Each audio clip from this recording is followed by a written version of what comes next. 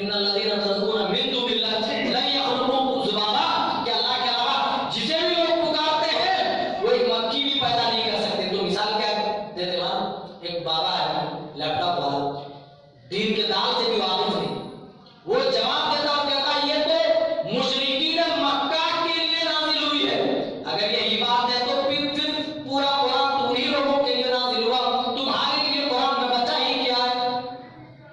कहा ये तो मुशरिकीन मक्का